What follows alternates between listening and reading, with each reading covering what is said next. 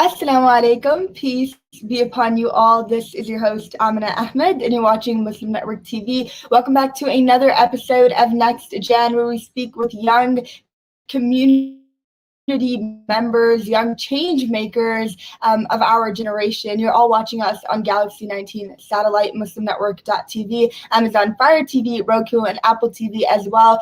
Today's guest is someone very special, a young dynamic activist. She's involved in her community. She's a new friend of mine as well in the past 10-15 minutes that we spoke to each other. Rosa Lander is a rising freshman at the University of Chicago, so she'll finally be near us. And she's planning to study law and public policy to hopefully address the immense harm that mass incarceration and the prison industrial complex has caused in this country. She's a proud Brooklynite and progressive Jew. She's also extremely interested in local politics and political campaigning. Thank you so much, Rosa Lander, for being with us today. Yeah, thank you so much for having me. I'm so excited to be here. Now, Rosa, you are someone that is going to focus on addressing mass incarceration and in addressing the prison system. But your background, from what I know, is extremely different. You've been involved in women's education and climate activism, which is starkly different. How has that change came about? Was it just flowing from each topic? You kind of have your head in everything. How is that going? Yeah, I mean, I think there's just so much to focus on and so much that needs to be changed about this world. And I think I've tried to find little ways to help in my community and on a larger scale whenever I can. But as I've grown up, I've sort of addressed my strengths. And my strengths are pretty academic and are pretty suited towards writing and law. So I've had a really meaningful experience a few years ago at a prison in Brooklyn where all of the heat turned off in the middle of winter. And that has been, and I spoke to a lot of family members there, and that's been just like a really, really prominent experience in my life.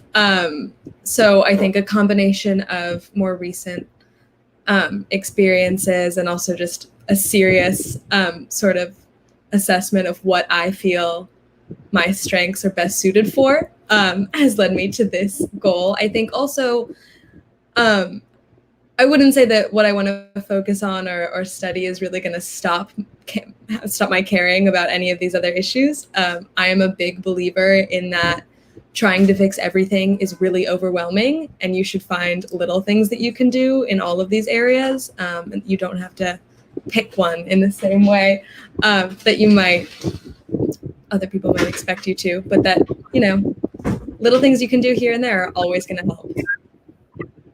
I think that is a lot of weight that as a young person, many young activists and advocates, complain about, that it is a lot to carry. You've just turned 18, you're going to be a freshman in college. Do you ever feel that your age is in any way a limitation? Do you ever feel that you might burn out taking up so much on your plate? I mean, I think it's definitely overwhelming, but this is a bit cynical. But sometimes what I'll tell myself is, if you're feeling burned out, so is the planet.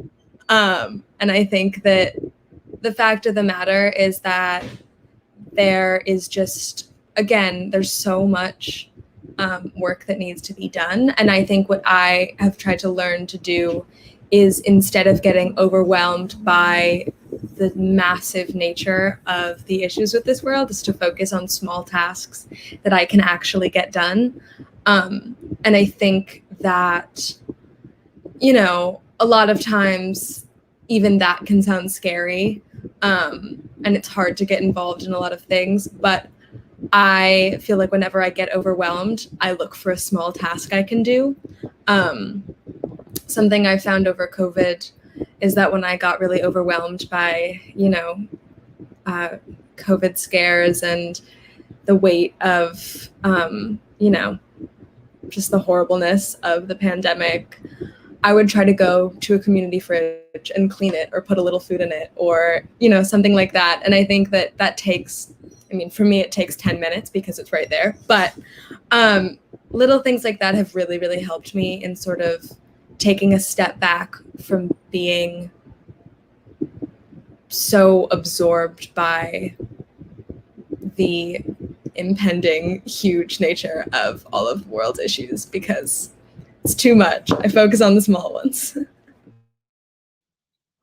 I really admire how you're able to give your attention to so many different issues, but you're not overwhelmed by it, because you are definitely, you say that you focus on little aspects and tasks that you can do, action items. And I think many of the times young people, we get so overburdened by, just having all this mass information. And with social media, we kind of know about everything that's going on. And it's like, what can we do? But I think that the fact that you take your time to do these little tasks to make a change in the world is really, really admirable. And I really do think that I'll be doing that now too, because I do feel overwhelmed at times with all of this work that, as young people, we're trying to make a change in the world.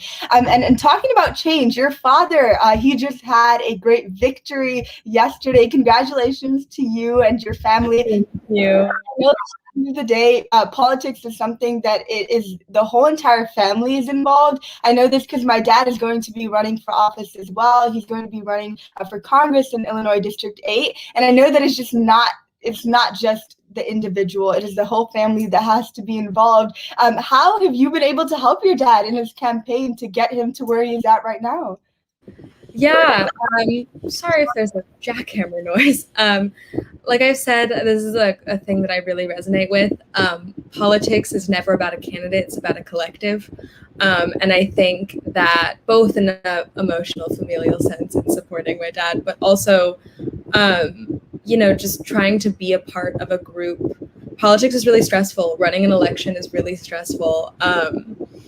But there's long days. But I really do think that being a part of a community and actively working to make the community of an election or of a campaign enjoyable and fun, and being dedicated and focused on the work and the policy creation and getting out and talking to voters and printing flyers with the right colors. There's also a lot that you can do that is really just about building real human connections with people. I think one of the best things that I've been able to do is when I'm out in the street, being able to talk to young people and about my dad and about the policies that he ran on, and being able to talk to my friends and trying to bring out people who I didn't really think were going to vote, or who had said, I don't know what I'm doing for mayor, it's too stressful, so I'm not going to go, and I don't know what I'm doing for this, and I don't know enough. Or I don't want to deal with all of the registration papers or whatever. I really think that just sort of the best thing that I have been able to do for my dad is build connections with people in the campaign and on the street, about the importance of good local policy.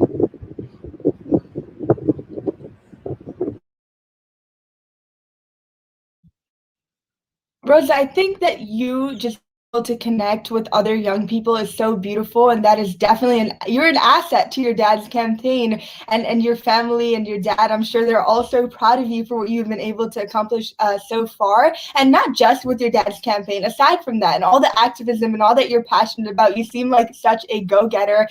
Is there any policies in your dad's campaign? Was there a particular one that you were like, this is something that I resonate with completely? For me, it's college for all, right? As someone that is going to be going to college very soon, I do not want to get out of college with an immense amount of debt. So that's something that I'm passionate about. What about for you? Is there a particular policy that resonated with you? Yes, absolutely. My favorite policy, I resonate with a lot of them, I will say, but my favorite policy that my dad has proposed in his campaign is public solar. New York City does not have a lot of green space, but we do have a lot of roof space.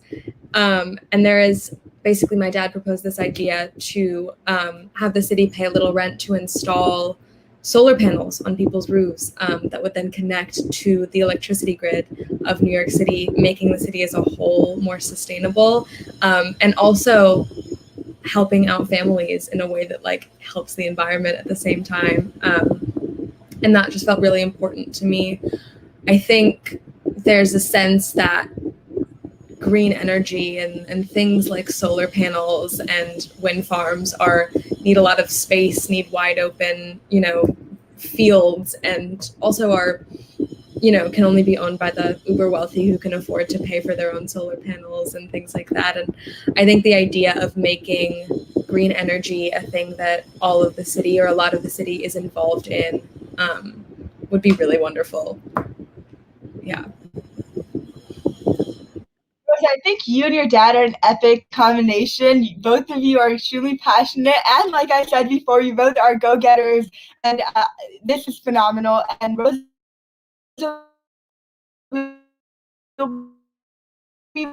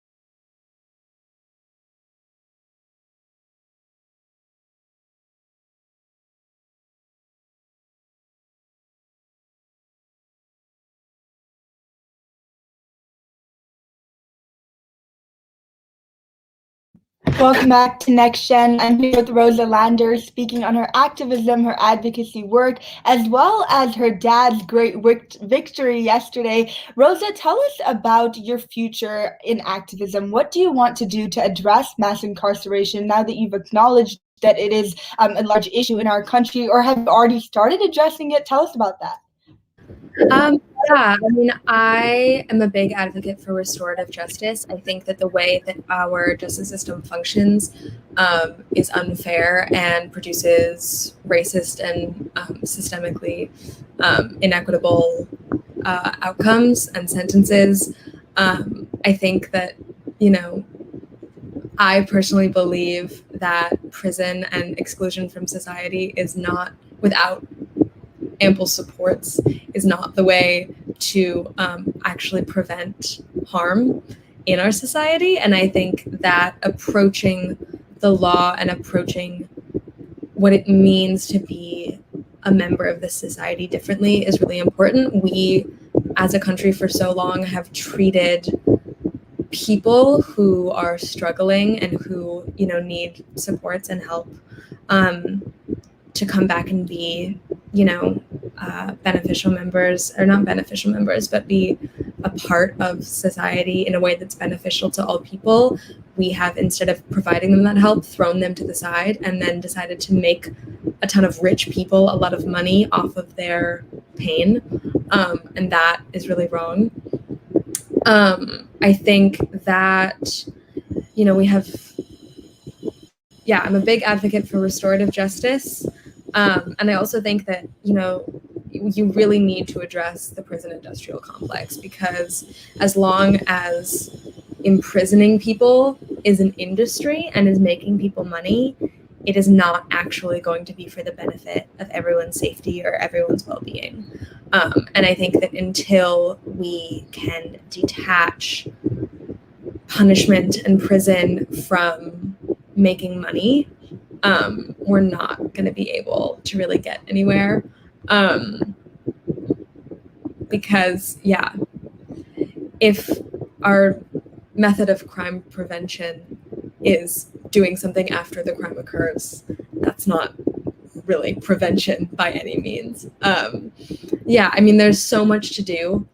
I could probably talk for hours about all of the little things that I want to do, and things that I would love to work on. But for the moment, I am focusing on studying and really trying to understand the ins and outs of the process so that I can, come back informed and try to see the kinds of differences that I can make. Did you hope to be a lawyer in the future? That is definitely the vibe that I'm getting. Is that right? I haven't decided whether I want to be a lawyer or if I want to go through public policy to make policy change to the legal system. So I haven't made that decision yet. Only a freshman, not even, but we'll get there someday. is my theory. Yeah, I mean, I would love to be a lawyer, because I do think that as a criminal defense attorney, you do have some more very specific, tangible abilities to help specific people. But I do also understand that, a good cog in a broken system doesn't fix the whole system. So we'll have to see, I guess, is the answer to that. It definitely is very early to ask you that, but I was just trying to get at, where you're trying to go. But, back to your dad's campaign, because this is something that is very intriguing to me. It's something that does hit close to home. With the campaign, what difficulties did you personally face to get young people out to vote? I know that young people they are a strong demographic. You need young people to win elections, but they also are very hesitant at times to go out and vote. What strategies did you use? What worked? What didn't work? Tell us about that. Yeah, I mean, I think for one, there are a lot of young people that feel kind of overwhelmed, especially this election cycle. In these Democratic primaries, there were so many people on the ballot. The mayor's race was really crowded. There were tons of city council seats open, Brooklyn Borough President, Manhattan DA. There's just so many different elections.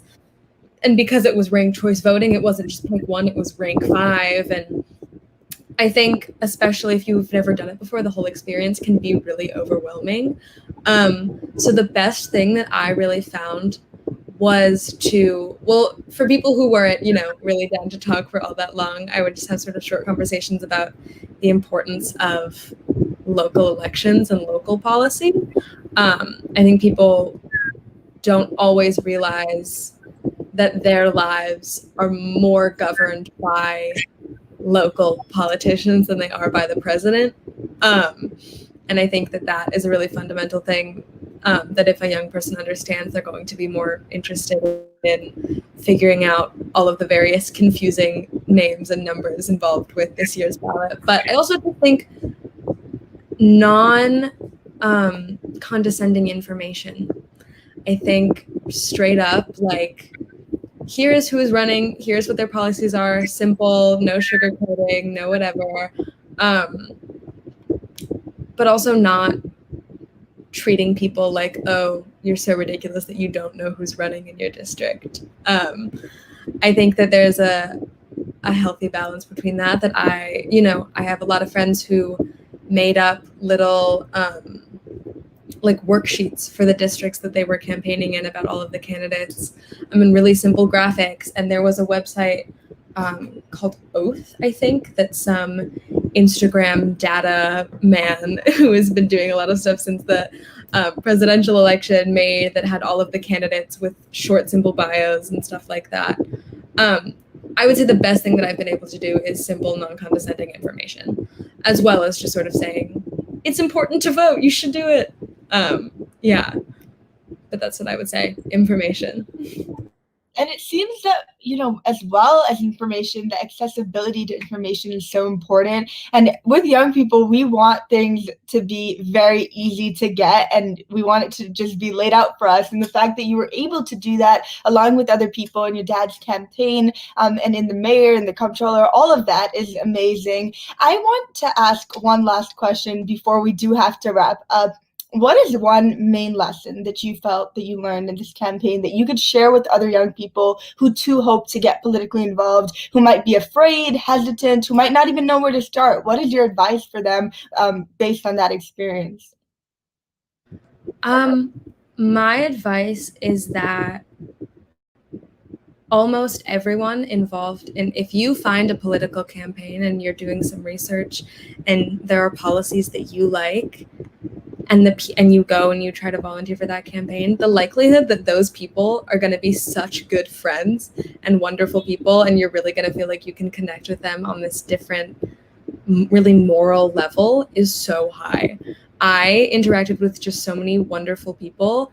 So the main thing that I would say is that as much as it might be scary to go in to a campaign or a room or, walk around on the street where it's full of adults and it's full of people who are really well informed and who have been doing this for a lot longer than you have, maybe they're going to be friendly about it. Never have I met somebody who has come out to campaign for a local election. Never have I met a volunteer for a local election that was mean. Never in my life. And I volunteered on many of them.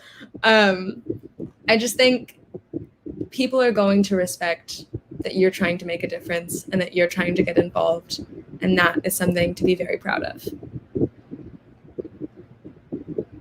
Thank you so much, Rosa, for being here with us. Thank you for sharing all that advice. I think we definitely got some insider information into a campaign that we normally wouldn't have got. So thank you to you, and to your dad as well for, being there, making a change, stepping up. I think a lot of the times we can complain all we want, but it is those candidates, it's those people that step up to make a change for their community that actually should be applauded. So thank you so much, Rosa. Thank you so much for having me. This was great. And thank you so much to our audience for joining us on NextGen today. And until next week, Assalamu alaikum. Peace be upon you all.